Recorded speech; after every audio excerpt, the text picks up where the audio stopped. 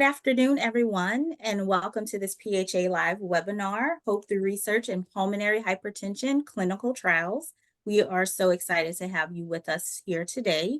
If you have not done so already, please select your language that you would like to hear. This is being broadcast in both English and in Spanish. Also, we would like to thank our sponsors for this webinar series.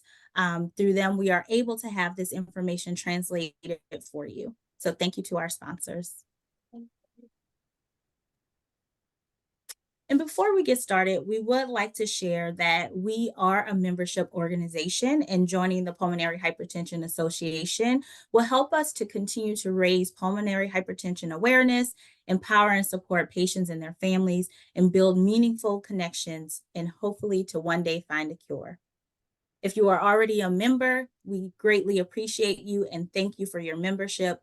If not, this is a great time to join, especially for our professional members. We are offering a 20% discount on the PHA membership using the code PRO2023. If you are interested, you can reach out to our membership team or call 240-847-6072.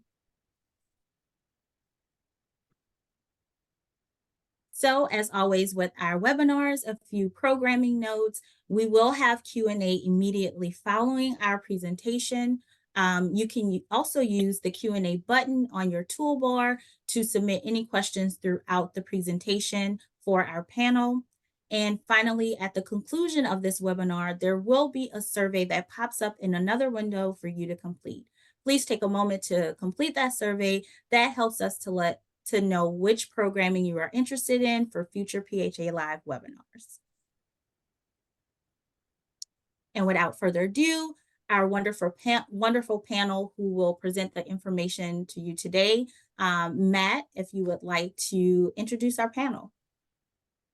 Thank you very much, Angela. My name is Matt Granato. I'm the president and CEO of PHA, and it's a pleasure to be here with all of you. We have a great panel today on our second webinar on our series of Hope Through Research in Pulmonary Hypertension. We're going to talk about clinical trials today. And for that, we have Dr. Cruz from Hospital Universitario 12 de Octubre in Madrid. We have Dr. Austin from Vanderbilt Children's Hospital. And we have Dr. Del Cerro from Ramon y Cajal University Hospital. But we also have a special guest and our co-host for today, Don Enrique Carazo Mínguez, who is my counterpart at La Fundación contra la Hipertensión Pulmonar. Enrique and I share a lot of things in common, including the objectives of promoting research and furthering the knowledge of PH through research. And this is why we're co-hosting this webinar together. I'd like to give Enrique an opportunity to tell us more about his work in Spain. Enrique, please. Buenas tardes a todos. Muchas gracias, Matt. Muchas gracias a la PH Internacional. Gracias a los panelistas y a los patrocinadores que han hecho posible este gran evento. Es para mí un honor poder presentar también a nuestra entidad en este espacio en el que podremos ver las diapositivas. Pues lo que quiero es agradecer este espacio para poder presentar a nuestra fundación a nivel mundial. Nuestros objetivos son los de orientar a los pacientes a nivel psicosocial,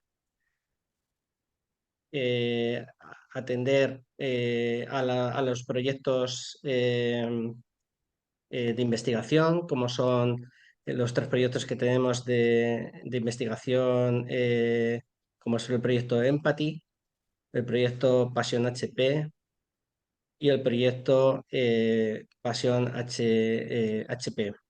En el proyecto Empathy trabajan 17 grupos de investigación a nivel nacional e internacional, donde se quieren buscar los biomarcadores de la enfermedad y llegar a una cura posible. Somos el único partner oficial a nivel estatal que participa dentro de este grupo de investigación. Y también quiero decir que estamos dentro de otro proyecto que es el proyecto Pasión HP, donde se busca los genes de los pacientes para focalizar en un momento determinado las alteraciones que congreguen la totalidad de los pacientes a nivel mundial. Y por último, el proyecto Pasión HP, donde atendemos al aspecto psicosocial, eh, donde atendemos a los pacientes a nivel legal, jurídico, asistencial, psicosocial. Y bueno, pues con esto hacemos un poco el engranaje de nuestra entidad a nivel fundacional en España y, como bien ha dicho Matt, a nivel internacional.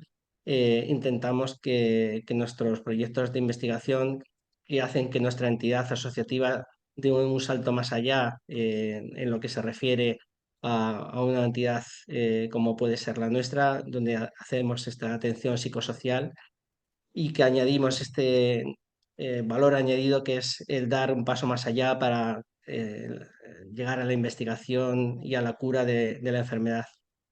Pueden contactar con nosotros en nuestra página web www.fchp.es, a quien quiera conocer más sobre nuestra entidad. Y bueno, decir que contamos con diferentes médicos a nivel nacional e internacional que pueden orientarles sobre los trabajos que realizamos en nuestra entidad, la Fundación contra la Hipertensión Pulmonar. Muchas gracias a todos y gracias por dejarnos participar en este gran evento donde seguro que nuestros pacientes a nivel mundial podrán obtener una gran información muy puntera. Muchas gracias.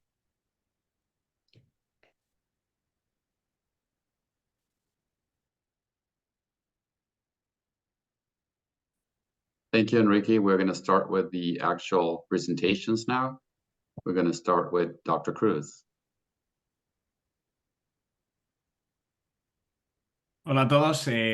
Bueno, pues de nuevo yo también agradezco a cada uno de los organizadores, a la Fundación y a la Fundación PHA esta invitación. Y bueno, yo voy a sentar un poco las bases de la investigación en hipertensión arterial pulmonar.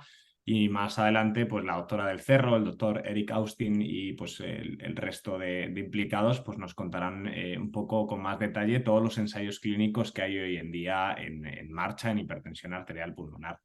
Pero como sabéis, este no es un camino nada fácil, el de la investigación en general y el de la investigación en concreto en hipertensión arterial pulmonar. Bueno, podéis ver aquí que la circulación pulmonar se describe pues, cerca del siglo XIII y pues no es hasta el siglo XX, entrado el siglo XX, cuando ya se describe con más criterio, cuando se describe la anatomía patológica de la hipertensión arterial pulmonar. Pero no es hasta primeros de los años 2000 cuando se empiezan a aprobar por la FDA los primeros fármacos para el tratamiento de la hipertensión arterial pulmonar. Aquí podéis ver un poquito el camino de lo que ha sido la investigación en hipertensión arterial pulmonar y cómo se han ido aprobando cada uno de los fármacos implicados en las diferentes vías metabólicas. Bueno, de sobra es conocido por muchos de vosotros que el primer fármaco que demostró su eficacia fue el epoprostenol, año 1996, y a día de hoy es el único que en un ensayo clínico sigue demostrando que es mejor respecto a placebo en cuanto a que mejora la supervivencia. Y luego, posteriormente, se han ido aprobando el resto de fármacos, tanto de la vía de la prostaciclina, como de la vía del óxido nítrico, como de la vía de la endotelina aquí en verde. Y pues aquí en 2015 fue el último fármaco que se aprobó, el Selexipag, que también ataca la vía de la prostaciclina. Pero desde entonces no hemos tenido nuevas aprobaciones de fármacos. Aquí veis, bueno, lo que muchos de vosotros ya sabéis, donde atacamos hoy en día la hipertensión arterial pulmonar. Y en todo caso, lo que tenemos hoy en día son fármacos que lo que están atacando sobre todo es la vasoconstricción que existe en la hipertensión arterial pulmonar y lo que producen es vasodilatación. aunque también tiene cierto efecto antiproliferativo. Estos fármacos se podría decir que son fundamentalmente vasodilatadores de las arterias pulmonares.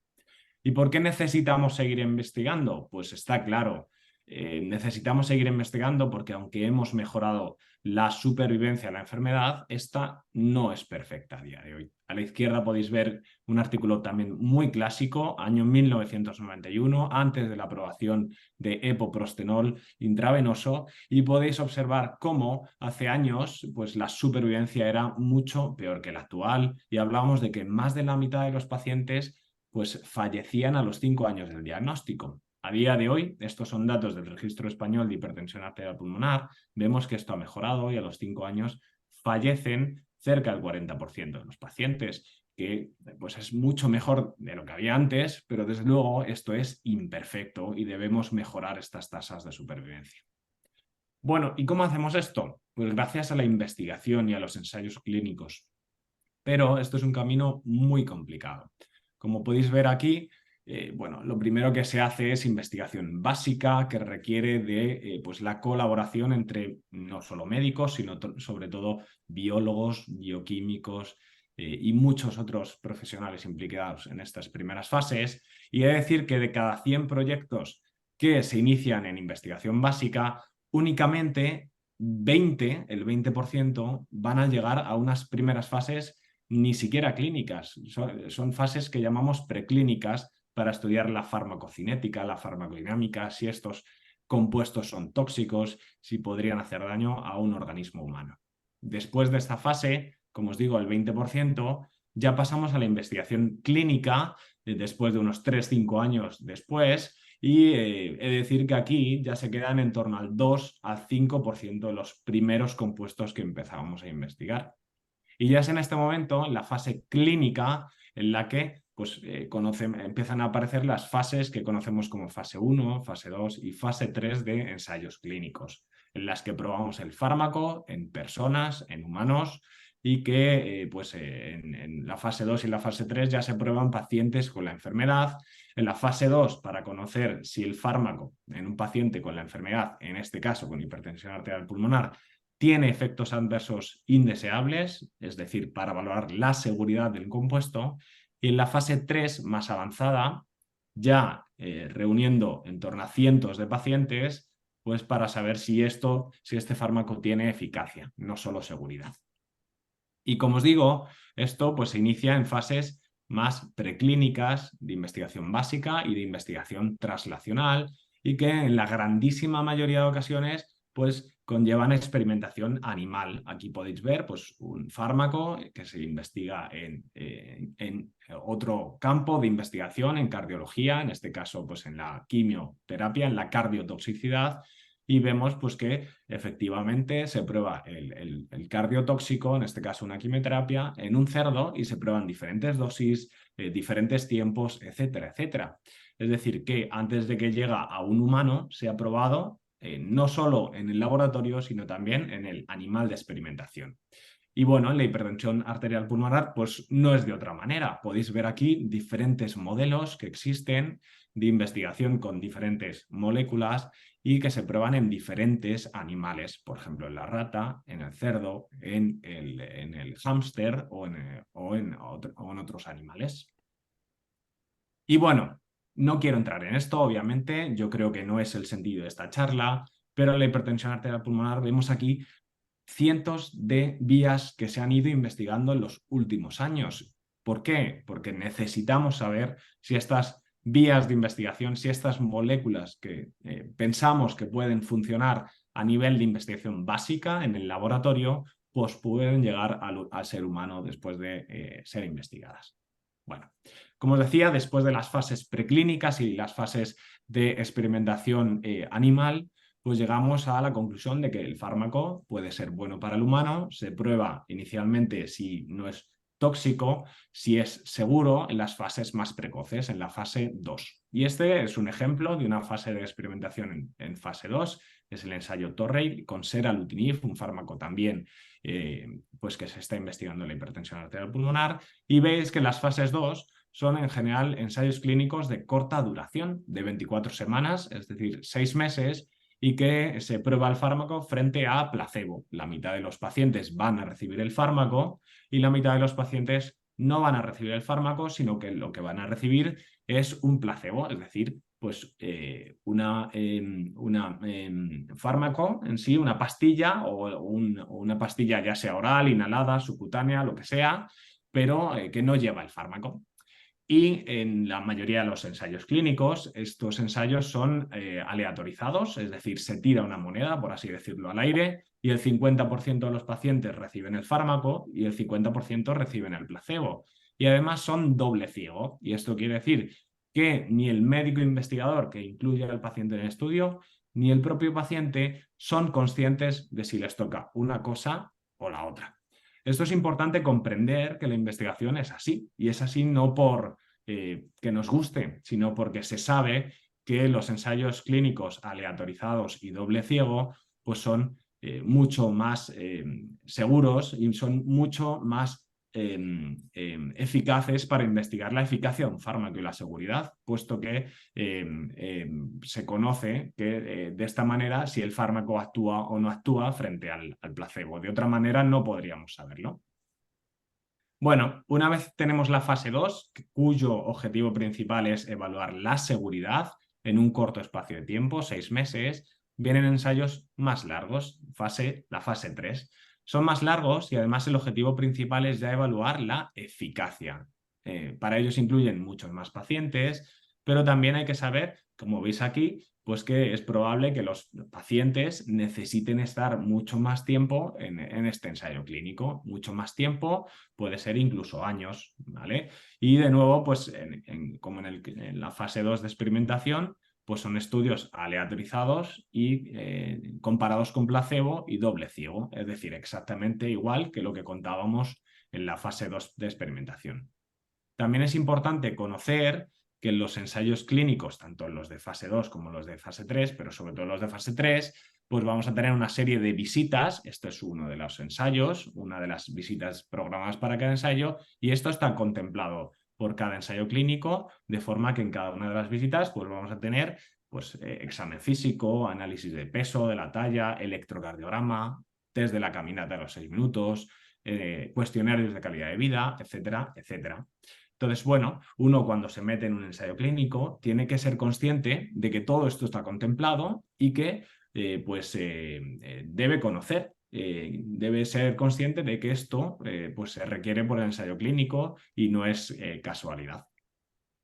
Y además debe conocer que a pesar de que el médico o el paciente estén muy interesados en participar en un ensayo clínico, pues cada ensayo tiene criterios de inclusión y criterios de exclusión, pues que son independientes a cada ensayo clínico. Aquí, por ejemplo, os muestro unos criterios para un estudio de hipertensión pulmonar, pero en este caso de hipertensión pulmonar combinada pre- y postcapilar, por hipertensión pulmonar causada por patología del corazón izquierdo, y veis cómo, pues, como en todos los ensayos clínicos, se requiere que el paciente sea mayor de edad, que tenga una función del corazón izquierdo normal. Bueno, pues una serie de criterios que se tienen que ir cumpliendo todos ellos, al igual que los criterios de exclusión. De nuevo, esto es algo contemplado por el ensayo clínico y que se debe cumplir punto por punto. Y ya centrándonos, antes de introducir a mis compañeros, pues sabéis que estamos viviendo una época bastante importante en la hipertensión arterial pulmonar, que hay nuevas estrategias de tratamiento que ya no pretenden solo buscar la vasodilatación, sino también disminuir el remodelado de la arteria, es decir, la acumulación de células que al final acaba obstruyendo la arteria. Bueno, y para esto, además, los ensayos clínicos ya no solo están considerando los objetivos clásicos, sino que incluyen otros objetivos más novedosos que tienen más en cuenta al paciente, ¿no? Es decir, objetivos pues, de cómo se siente el paciente y cómo funciona en su día a día, no solo cuánto sobrevive, que esto era algo que hasta ahora se ha considerado menos. Así, de esta manera, el ensayo en fase 3 de SOTA-Tercer, que probablemente lo escucharéis después, este es el estelar, veis que vimos que los pacientes caminaban más, que los pacientes tienen menos eventos en cuanto a que necesitan hospitalizarse menos y que fallecen menos, pero que también el ensayo clínico considera cómo se encuentra físicamente y cómo se encuentra cognitivamente y emocionalmente. Y esto es algo también novedoso en la hipertensión arterial pulmonar y ha sido gracias a escuchar a los pacientes y a las asociaciones de pacientes lo que necesitaban. Bueno, no solo están cambiando estos objetivos, sino que también están adaptándose a que esto es una enfermedad rara y que además de ser una enfermedad rara y haber pocos pacientes a nivel mundial, pues que hay diferentes pacientes, diferentes formas de hipertensión pulmonar y por ello los ensayos clínicos están intentando también diseñar nuevas formas de ensayo clínico que hasta ahora no se utilizaban tanto en la hipertensión pulmonar, ¿no? Aquí podemos ver un artículo que es tremendamente interesante en este sentido, pues cómo se están incluyendo más pacientes de un tipo para evaluar en determinados ensayos clínicos y otros en otros tipos de ensayos clínicos, porque el objetivo va a ser diferente en cada uno de estos. Bueno, y como os decía, lo que es tremendamente importante y nuevo es que se ha escuchado a los pacientes y asociaciones y estamos teniendo mucho más en cuenta en la valoración de los ensayos clínicos otros objetivos que no son los clásicos de supervivencia o de hospitalización, etcétera, etcétera. En definitiva, y para terminar, ¿cuáles son los obstáculos que a día de hoy se sigue encontrando el paciente y los médicos para incluir pacientes en ensayos clínicos? Pues fijaros, en esta figura podemos ver que el 22% de los que reportan que se han incluido en un ensayo clínico lo hacen, y esta es la primera causa, porque se lo ha recomendado su médico. Es decir, que tenemos un papel tremendamente importante en que nuestros pacientes participen en un ensayo clínico. Y al contrario, en aquellos casos en los que el paciente decide no participar, uno es la causa más importante porque el ensayo requiere que se quite alguna medicación que ya toma y que el paciente tiene miedo a que se le quite y que pueda empeorar, pero la segunda causa más importante es porque el médico no participa o no le ha dicho que está participando en el ensayo clínico. De nuevo, insistir en que tenemos un papel muy importante, no solo los pacientes, sino los médicos y las unidades de hipertensión pulmonar y las asociaciones de pacientes para referir a los centros y a los médicos que están colaborando en ensayos clínicos. En definitiva. Y bueno, también otras barreras que a día de hoy siguen, desgraciadamente, estando en el día a día son las barreras sociales y económicas, ¿no?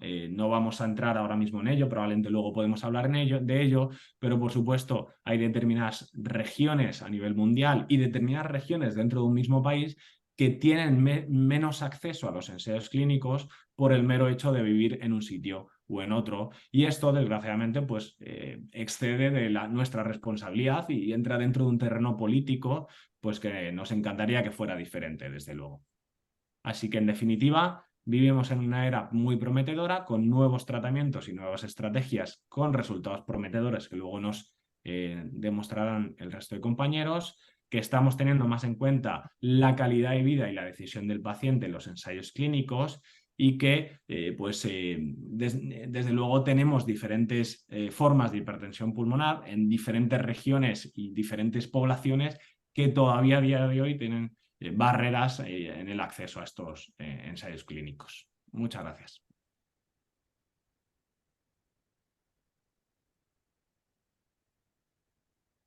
Terrific. Thank you so much, Dr. Cruz. Next up, we'll hear from Dr. Del Cerro. Professor Dr. Del Cerro, if you would like to share your screen and give us some information, please. Thank you. I'm going to share my screen. And I have been can you see my screen? Yes, we just need the presentation mode. Yeah.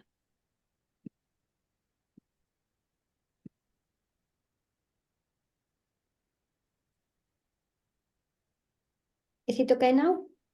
Yes, although we're seeing your next slide, you could go up to the top, as you know, and make it so you only see the presentation, but it'll be fine too if this. So you're not seeing the first slide of the presentation? We see the slide, but we also see your next slide, you know, the preview mode. Yeah. Yeah.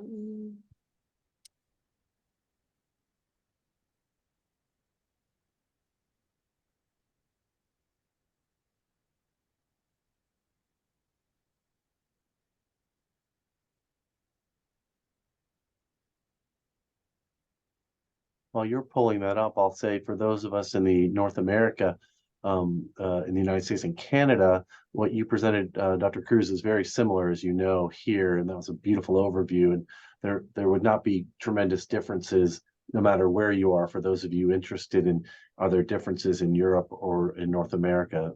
That spoke beautifully to how things work really worldwide, as you know, Dr. Cruz. I can share your slides for you if you would like. Yeah, thank you. Okay. No problem. I'm sorry, I'm really clumsy with computers and electronic webinars. So I must thank Dr. Cruz for this nice overview. And in fact, I could see his slides, so I couldn't be repeating the same concepts. And some things that he explained, I will just give the information about what is different about clinical trials in pediatrics and what are the specific issues and problems that sometimes avoid children to be recruited. So tell me when you can see the full screen. Looks perfect. It's perfect? Okay. So I cannot advance now the slides. Yeah. The first question should be, why do we have to do clinical trials in pediatrics? If it's not enough what the adults do for us, they do all the trials, they show the drug is efficacious or not. So why do we need to do clinical trials in children? Can you go to the next slide, please? And the reason that why we need clinical trials in children is because information obtained in the trials in adults is not always applicable to newborns, infants, and children. First, because the response of the disease can be different in children. Children might need, of course, different doses, and they have different metabolism of the drugs. And also because the side effects can be different in pediatrics, especially the side effects related to growth or sexual maturation. So this is two issues about safety that are specific of clinical trials in children. Next slide, please. And this is an example of how different can be the levels of a drug. This is an example of a pharmacokinetic study for subcutaneous treprostinil. And you can see here how children do need much higher doses to achieve the same levels. Can you give the next button? Because children metabolize this drug at a faster rate. And as you can see here, the younger the child, the faster the metabolism is. So that's the reason why when you are doing a trial in kids, we need to do it in kids from different ages, from infants to adolescents. Next slide, please.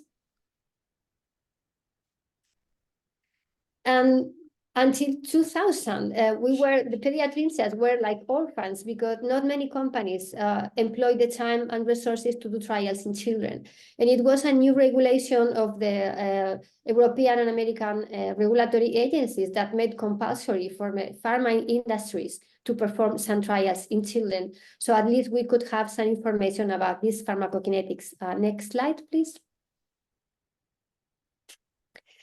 And these regulatory agencies told the pharma companies, okay, if you want to have this drug license for adults, you need to do this in children. And at least they must do a phase 2 trial to establish the pharmacokinetic, the optimal doses, and the safety of the drug in children. And it's not compulsory, it's optional, and some companies go for it to do a phase 2-3 trial in children. And then they can prove also if the drug is as efficacy in children like in adults. And in case of specific diseases for children, like pulmonary hypertension of the newborn, they also always have to do a phase 3 because the results wouldn't be applicable because the disease doesn't exist in adults. Next slide, please. And what type of trials are usually performed in pediatrics? Next slide. As you can see here, this is taken from Alejandro's presentation. Most of the trials we will be seeing in pediatrics are phase 2. And you can see there the number of patients that need to be recruited in a phase 2 trial is around 30, 50 maximum. And when the companies decide to go for the phase C trial, they need a larger number of children included, like 300 or sometimes 400. And this is really difficult to achieve.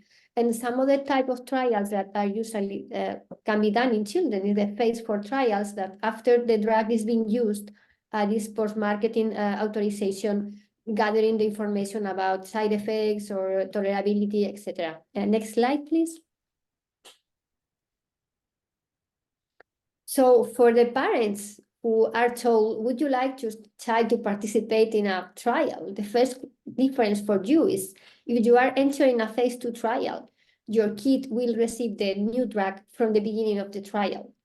While if you are invited to participate in a phase 3 trial, as Alejandro explained, it's like throwing dice. Some kids will receive the new drug from the beginning, and others will be receiving the same treatment they were receiving before for a variable period of time that could be from 6 months to 2 years, and later they will receive the new drug. This is a very important difference that you should ask if you are the parents of a sick child when you are offered to enter a trial. Next slide, please. And beside this phase 2 or phase 3, there are specific problems of trials in pediatrics. First, there are lower numbers of children with pulmonary hypertension. It's more difficult to recruit. Especially it's difficult for the parents to decide for the kids because when they're adolescents, they can sign a specific informed consent for adolescents or mature children. But in case of infants, the parents have to decide. And also some parents find it difficult to think my child is going to be in a trial, but he will be receiving nothing new for 6 months or 2 years. It's also more difficult to evaluate adverse effects, especially in infants. They cannot tell us how they feel. And of course, we cannot do phase 1 trials in kids. Next slide, please. And this is one of the reasons why in every trial, most of them until now, the expectations of the company to finish the trial were sometimes truncated, and some trials were never finished. The time ran over and they couldn't recruit the number of patients needed. So they had to present to the regulatory agencies some information about safety and pharmacokinetics in a smaller number of children than expected. So as you can see here in the snail's career, some of them don't take to the goal. Next slide, please. And other specific problems of the trials in pediatrics is that we need specific endpoints. In adults, it's very common to use 6 minutes walking distance test or quality of life. And many times they use hemodynamic data. They do a cath to the patient at the beginning and a cath at the end of the trial. But this was considered unethical for the regulatory agencies some years ago because, you know, doing a cath has a risk for the children, especially when they're too young and need a general anesthesia. So the pediatric endpoints for efficacy are sometimes from MRI or the 6 minutes walking distance test in older kids or the functional class, that even that we are using a specific functional class classification for children. Next slide. Another specific problem is that safety endpoints are not also the same, because we have to focus on growth, puberty, and so if you are invited to participate in a trial, you will see that sometimes they ask you to have a wrist X-ray of your child to know the bone age, or to do a densitometry to calculate the mineralization of the skeleton and the amounts of fat and muscle that the child has before and after taking the drug. Next slide. Next slide, please. And this is a technique, this technique is not something you should be scared of, because the name is very complex, but it uses a very low dose of radiation. It is the equivalent of having 2 hours under the sun. And it can give very important information, not just to monitor the side effects of the drug, but also about the body composition of your size of your child. Next slide, please. And when we are doing a phase 2 trial, it's very important to know which amount of drug is okay for the kids.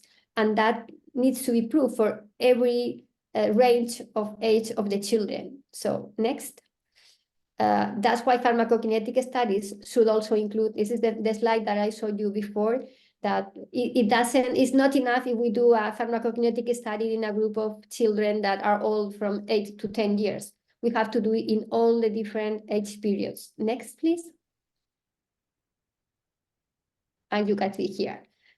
And also, it's important to bear in mind that the treatments that the adults have at the same time we are trying a drug in the study, their concomitant treatments are for the thyroid, to lower blood pressure, for cholesterol, diabetes, or anticoagulants. But the concomitant treatment in children are also different. So that's why it should be studied specifically. Next, please. For kids, what is usually is to have been receiving vaccinations, analgesic for traumatisms, and treatments for respiratory infections. As you can see here, this part of the trial's observation is also different. Next slide, please. And a very important thing that sometimes keeps the families to enter a trial is the social and psychological aspects. Because as Alejandro showed you, there are a lot of visits that must be done to the hospital in predetermined dates. So it's not like a regular follow-up that you can change one date or another. And this means that children miss school, parents miss work, they have economical expenses for traveling, and also for some families who takes care of the other kids of the family, while the sick kids is traveling. Next slide, please. And another of the problems is the problem of blood sampling.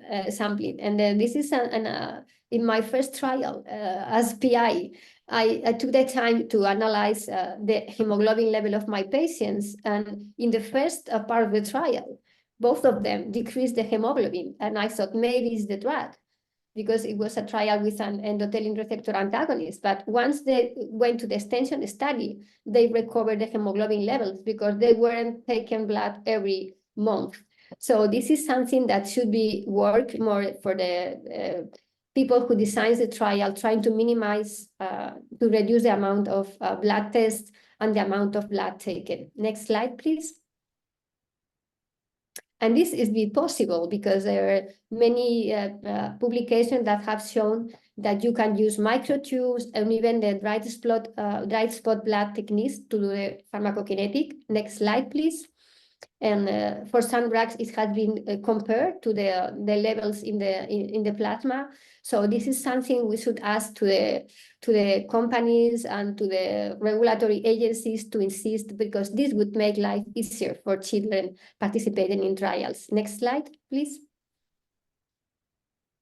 And as you can see here, a lot of people are involved in the trial. It's just not just the regulatory agencies, the expert committees, the ethical committees of the hospital of the countries, the pharma companies, the CROs, the clinicians, and very important, the children and their parents. And you as patients' organization should be taken into account in the design of the trials. Next slide, please. And one of the things that I always try to explain to the people who comes to propose a new trial to me, is that we should try to humanize clinical trials for children. And this should involve all the people that is dealing with this issue. From the trial of the design of the trial, we should try to have trials with less visits to the hospital, allowing online or phone call visits. Some trials incorporate home nurses that go to the children's house to take the blood while the child is comfortably playing with their siblings, and allow local tests to monitor safety, to reduce traveling. Next slide, please. Also, trying to adapt the way of traveling to the patient condition is very important. Some patients can take a train, but other kids are so sick that they need specialized transport. Sometimes we have to ask the CRO, this child needs a car door from home to door to the hospital, and this should be taken into account. And also the clinicians at the participant centers, we should try to make an effort to organize all the tests in the same day, sometimes to adapt to the schooling days, etc., and listen to the family's demands on this. And giving them a calendar of the whole days they will have to come, make it easier for them to organize the family care of the other kids. Next slide, please. And also, the Patients Association has a very important role, and you should ask to be involved in the design of trial, working hand to hand with pharma companies and agencies. And also, of course, you are helping diffusing the clinical trials to increase recruitment. Next slide, please. And for clinicians, we try always to select the trial that is best for our patients. Sometimes we have to put some pressure on the CROs to achieve the best possible condition for the traveling of our kids. Of course, it's very important that we inform the child and the family at every step of the trial, how things are going, if we feel confident that the patient is tolerating well the drug or whatever. And of course, allow easy and direct communication of the family with the trial team every hour of the day, every day of the year. Next slide, please.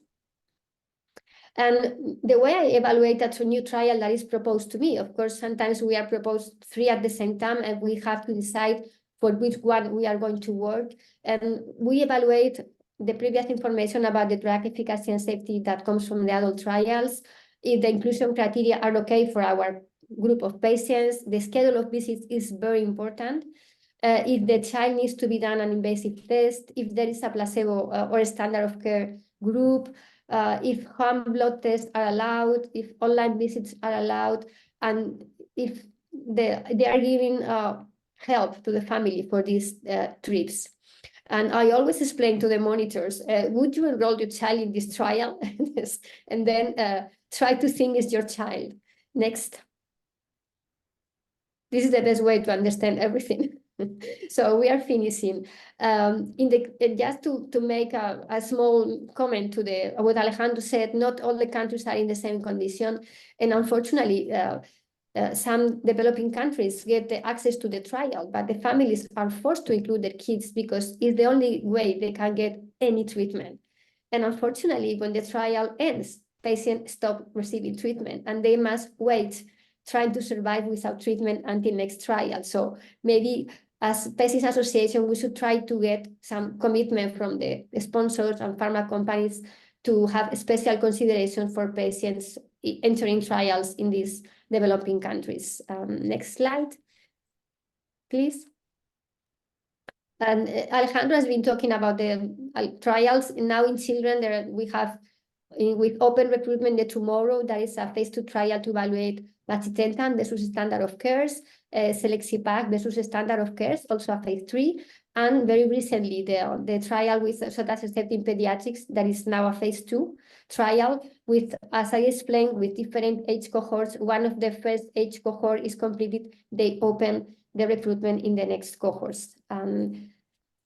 But you don't have to worry because every new drug that is close to be approved or is approved will have to do at least a phase 2 trial in children. Next slide.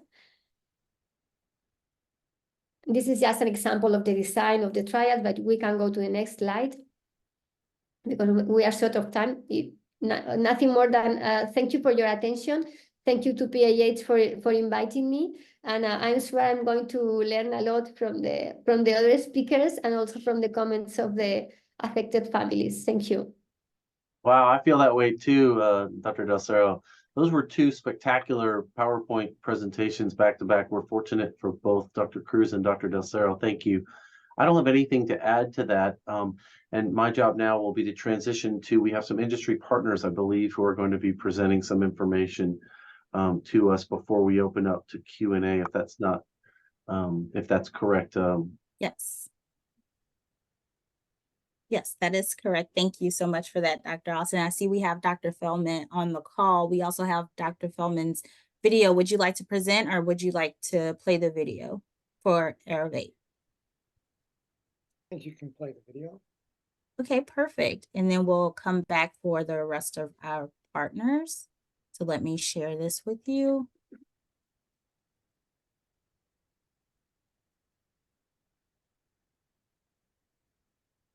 It's a pleasure to present information about the IMPACT study, which is a study of dry powder inhaled imatinib for pulmonary arterial hypertension. I'm Jeremy Feldman, a pulmonary hypertension specialist and involved in clinical trials in this disease for more than 20 years. Why dry powder inhaled imatinib? I think that's a super important question, and we'll start by reviewing how imatinib works. Unlike the currently approved pulmonary arterial hypertension medications, imatinib targets a totally different mechanism of action. Imatinib may inhibit cell growth or proliferation in the blood vessels of the lungs, which is felt to be one of the key causes of pulmonary arterial hypertension. More than a decade ago, oral imatinib showed very exciting effects in pulmonary arterial hypertension. However, it was hampered by significant tolerability issues. By leveraging the benefits of the medication, but using an inhaled delivery system, we hope to allow the drug to get to the target organ, which is the lungs, and at the same time reduce systemic exposure, thereby improving the tolerability of the medication. You can see in the picture on the right that the delivery system is a very small device that fits in the palm of your hand. A small capsule is placed in the device, and then you take a breath in. And the medicine is inhaled down into the lung tissue where it works.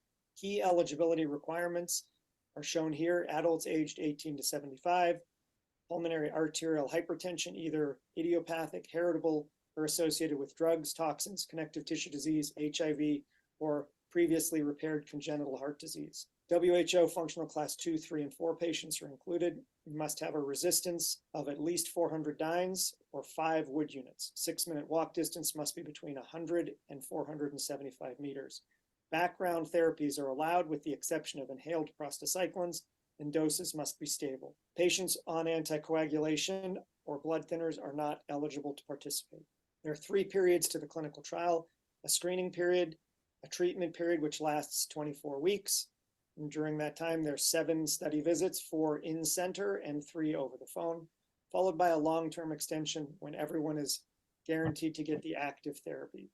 IMPACT is being conducted in more than 120 sites around the world. Studies are currently up and running in Europe, North and South America, Asia Pacific, and South Africa. There are 37 study sites active in the United States and 9 study sites active in Spain. To find out more about IMPACT, visit www.impactstudy.com or visit www.clinicaltrials.gov. Thanks very much. Thank you so much. And Dr. Feldman will be around to answer questions once we go through our clinical trial process. Next up, we have Gossamer joining us. It's a pleasure to present. To introduce their clinical trial.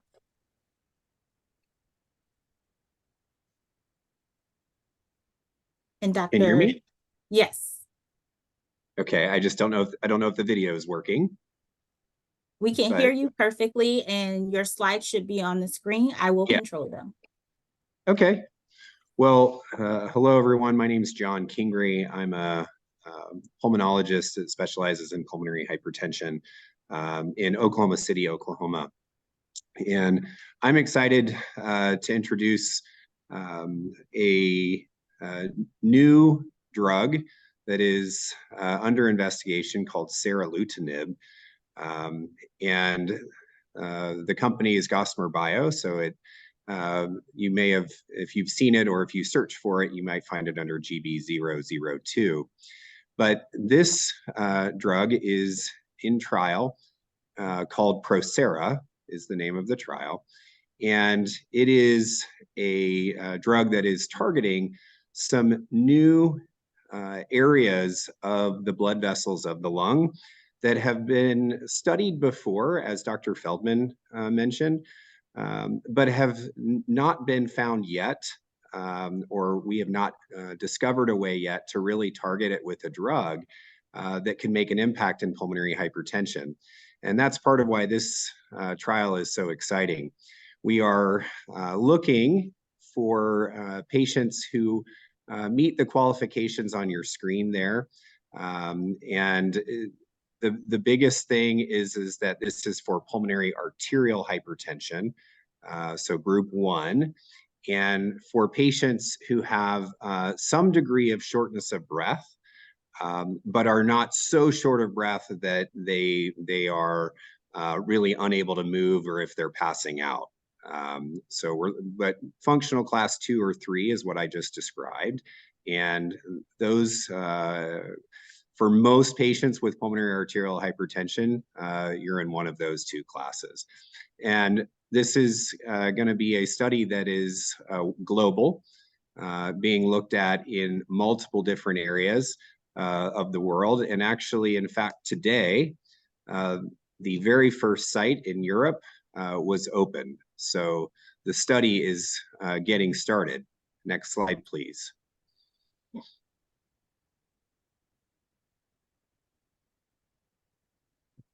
Great. So this slide kind of shows in the similar way from the previous, but it gives you a little bit more information. So I think the things that are most important is that it's you have to be a patient with PAH, okay? And this drug targets a whole bunch of different types of molecules that are in your body, but that are really focused on what happens in the pulmonary blood vessels. And these are really novel or new targets for drug, because right now we have nothing on the market that targets these things, these different molecules. So the other thing that's really important is that this is an inhaled medicine, and it is formulated specifically for getting great delivery, or as it says there, lung deposition. So getting the drug to where we really need it to get to, which is those small blood vessels in the lung. And when you breathe in an inhaler, the target is really going to end up on those small blood vessels of the lung, which is the problem in pulmonary arterial hypertension. The study is a 48-week study, so about a year. And it is a double-blind placebo-controlled trial. And that means that it's a high-quality study that where some patients will be getting the drug and other patients will be getting placebo or dummy drug. And this is the most effective way to study a therapy, so that neither you nor the physician that you're going to be working with is going to know if you're getting the medicine. And that's really the highest quality way to do drug trials. So those inclusion criteria, or what you have to be between the ages of 18 and 75. We talked about kind of how sick you need to be or not to be. Most people fall within functional class 2 or 3. And some of these things you'll need to speak with your physician about, as far as your risk or some of the lab values that we draw. And most importantly, there at the end, you just have to be at least on one standard of care background therapy, but you can be on up to 3. So as long as you are on at least one pulmonary hypertension medicine and you've been stable on that, you would potentially qualify for the study. Next slide. So this is just gives you a view of where this study is being done: North and South America, Europe, and parts of Asia and Australia. So we plan on having a pretty robust presence in those areas. We currently have about 10 sites open in the United States. Australia is running, and then the first one opened up in Europe for this study. So I'm happy to answer questions at the end. And thank you for the opportunity to introduce what is a very, very exciting new pathway to treat pulmonary hypertension. Great, thank you, Dr. Kingery. I'll hold the stall for a second while Angela pulls our next one up about ralinepag.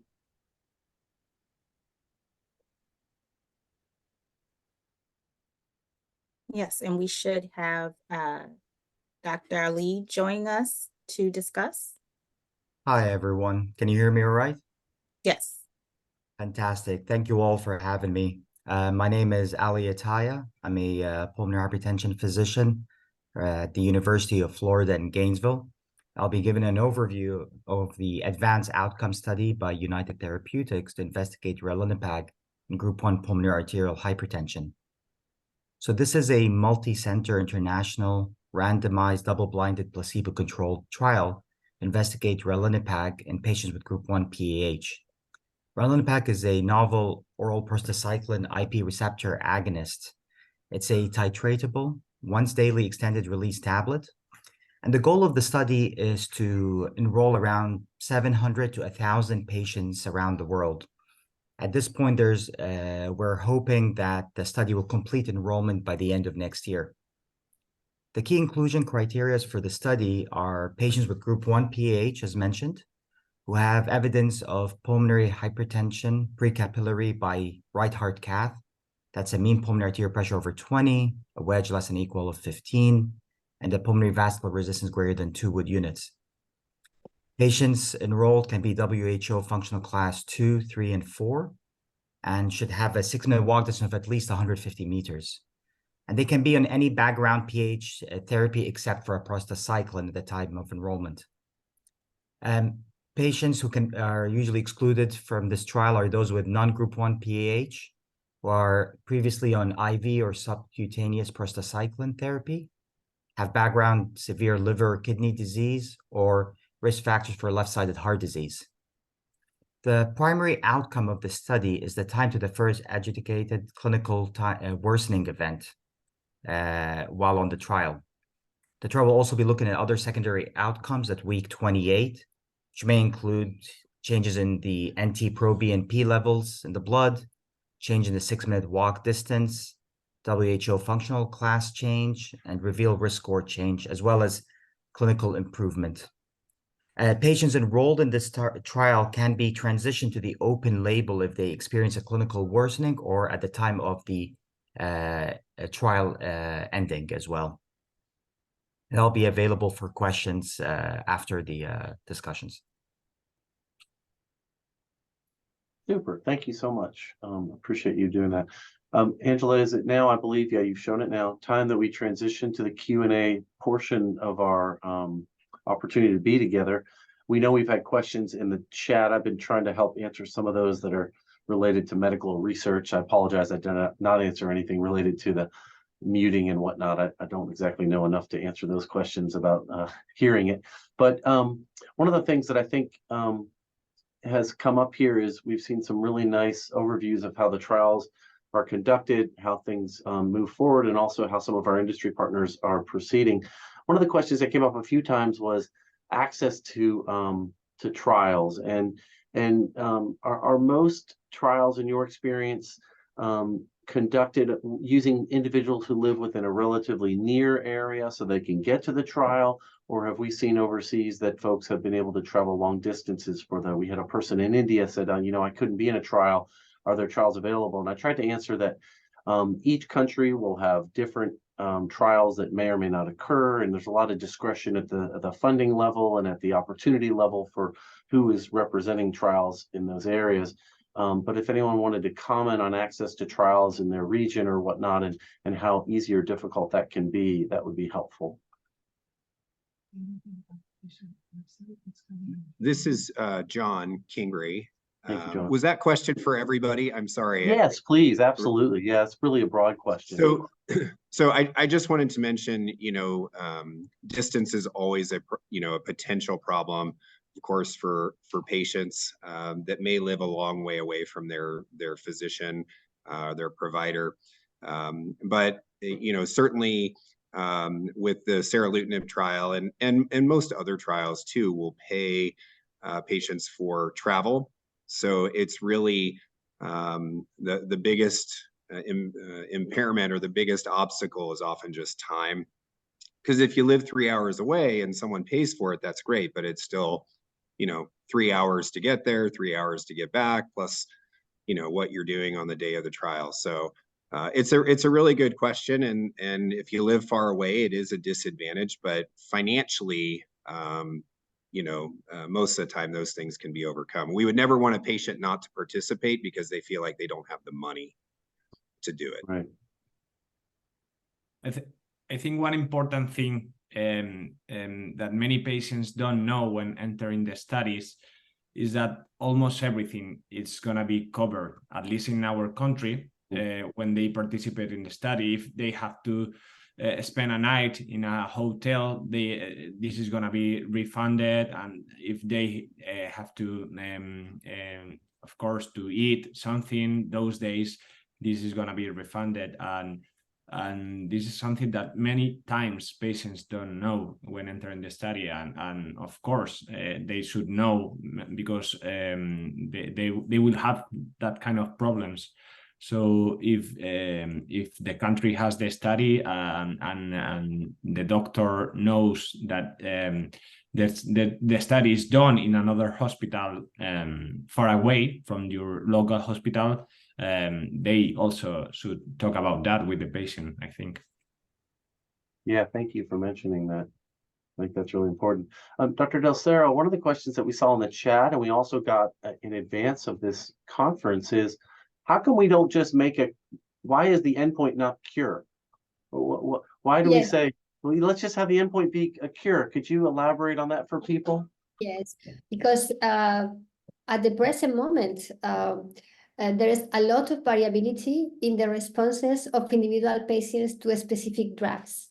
Some patients, even out of the trials, have wonderful response to calcium channel blockers or to intravenous prostacyclin, and they almost achieve sometimes almost normal levels of pulmonary pressure. Yeah. That is difficult to say you are almost cured, but you cannot be out of the drug.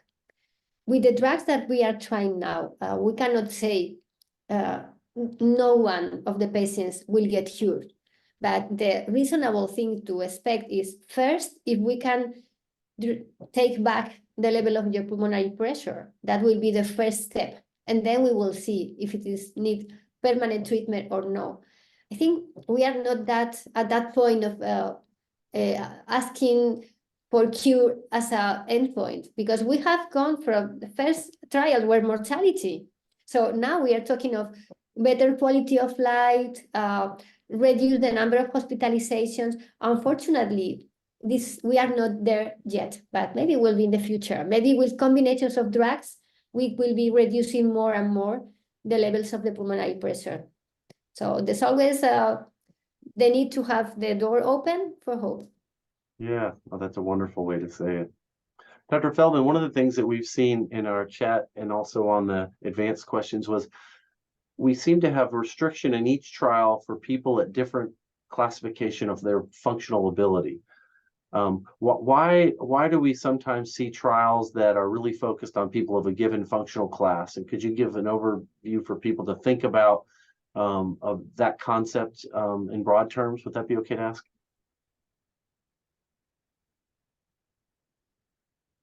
Oh, you're on mute, Dr. Feldman. Always easier to hear me when I'm unmuted. It's a great question. And, you know, when a drug company is seeking to design a clinical trial, the questions that they have to ask themselves are, who's most likely to benefit, and how do you structure a trial in order to capture a group of patients that has the highest probability of showing improvement with the drug? So if you were to imagine studying patients with the very, very mildest of disease, and you were looking to figure out if they had fewer hospitalizations, that might be a nearly impossible task, since patients with very, very, very mild disease rarely get hospitalized. In contrast, if you're looking at 6-minute walk distance and somebody walks, say, 600 meters in 6 minutes, and you're trying to show that your drug leads to improvement in walk distance, it might be very hard to have someone walk more than 600 meters with or without the therapy. So a calculation takes place between the drug companies and the experts that are advising them as to how to enrich the population that's participating in the study so that the chance of showing a positive study is at its highest. And that changes the specific population for different trials. In general, most studies look for similar characteristics, patients in moderate to moderately severe disease, and this is sort of characterized by functional class 2 and 3, patients that walk somewhere between 100 or 150 meters and 450 meters or so. And I think that's really born out of mostly an artifact of history, that's how the first few studies were done, 15 plus years ago. And I think that everyone's afraid to rock the boat now that we have an equation that's been successful in bringing these drugs to the market for patients to benefit. But in broad brushstrokes, it's really how do we find the patients that are most likely to show benefit in the shortest period of time? Wonderful. Yeah, thank you. That makes great sense. Dr. Ataya, I noticed that one of the trials you discussed did not have as an endpoint cardiac catheterization. It had an alternative endpoint. We've seen that more and more over time, that there are evolutions in our endpoints. Could you remind us the endpoint and also how that might have been chosen instead of cath, and is it still okay to use that as a surrogate? Absolutely. As you mentioned, we're seeing more and more trials using time to clinical worsening as an endpoint instead of the hard cath in these phase 3 trials. And time to clinical worsening may mean many different things. Patient hospitalizations, worsening in their walk test, need for transplant, and so on. And this gives us a more holistic or patient-centered endpoint that can not only impactful for clinical trials and for industry, but for patients themselves, that they are improving as well in therapies. And it's even easier for some patients knowing that they don't have to repeat a hard cath at the end of the trial as well, which is great, which is sometimes done in the phase 2 parts of the studies as well. So as we are moving forward more and more towards this endpoint for most of these clinical trials for PH, it is translating that patient outcomes are also improving as well. So hopefully that's the goal here. Yeah, thank you. Yeah, Can I jump in on that? Oh, go ahead, please. Can I jump in on that? Yes, please. I think please. it's a great point. Although the challenge with clinical worsening as an endpoint is that it requires large studies and long trials. And so there's a trade-off as we are in a rush to bring more effective therapies to market. We want to make sure that we aren't doing studies that require thousands of patients and years of study. And so there's a tension there. If you have another endpoint, let's say walk distance, that is a very good proxy for clinical worsening, but you can get that same data in 16 weeks or 24 weeks or 48 weeks. That often leads to the ability to conduct shorter, faster clinical trials, which accelerates the process of bringing drugs to market. Yeah, absolutely. And may I add to that? And that's, as with the advanced outcomes trials, we can see from the slide we presented, we're talking 700 to 1,000 patients, just like Dr. Feldman pointed out. These are very costly long-term trials. And the reason there's such a wide range in the enrollments, because really we're looking to see, waiting for patients to either worsen or not to determine the power of the study. So yes, there's downsides to these large trials and these endpoints. Yeah. Dr. Del Cerro, you may have seen in the chat, we've had a few pediatric questions, and you nicely overviewed some of the challenges and opportunities. Do you see any upcoming approvals in the next 5 years for either current or novel drugs in the pediatric landscape that would be worth mentioning?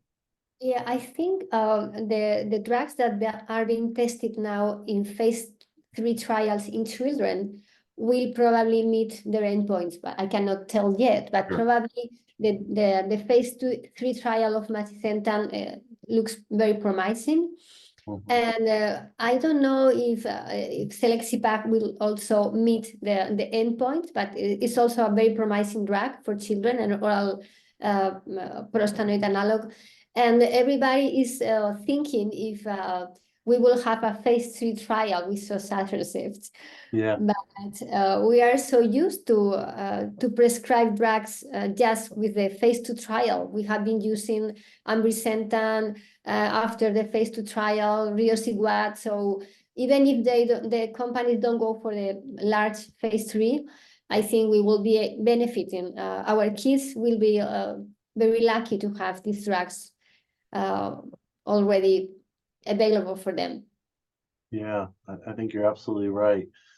When when we think about trial design and think about engaging our populations, Matt, I thought I would ask you and Enrique, to what extent do the foundational patient care organizations get it? Are you engaged to help think about when a company is thinking about a trial design or thinking about applicability?